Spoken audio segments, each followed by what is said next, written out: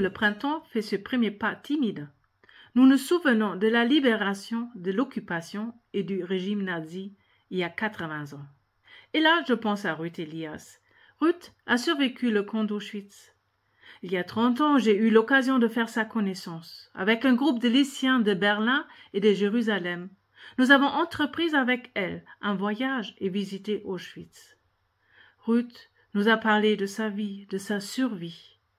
Elle nous a parlé de son espérance de survivre, de la force et de la volonté qu'elle a développée. C'est l'espérance qui m'a maintenue en vie, dit-elle.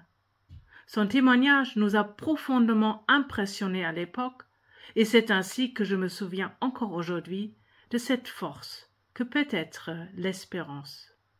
Vivre l'espérance pour exister. Un proverbe dit que l'espoir meurt en dernier. Mais peut-être que l'espoir, ou plutôt l'espérance, ne meurt pas. C'est elle qui nous accompagne au-delà de la mort, qui nous porte d'une vie à une autre. L'apôtre Paul écrit « Maintenant ces trois choses demeurent, la foi, l'espérance et l'amour. » Quand je rencontre les personnes en fin de vie et leurs familles, c'est parfois la personne qui se bat pour sa vie, pour un jour de plus, pour quelques semaines. Elle espère et ne veut pas abandonner. Parfois, ce sont des proches qui ne peuvent pas accepter que la vie touche à sa fin.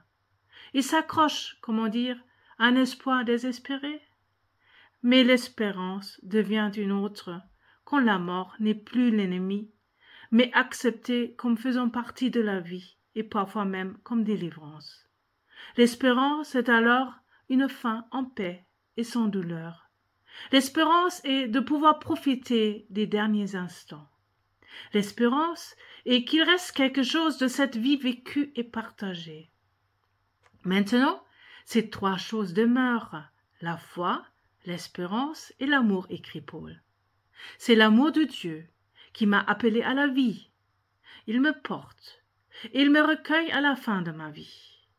L'espérance me dit que mon être ne se limite pas à mon existence terrestre et ne s'efface pas avec ma mort.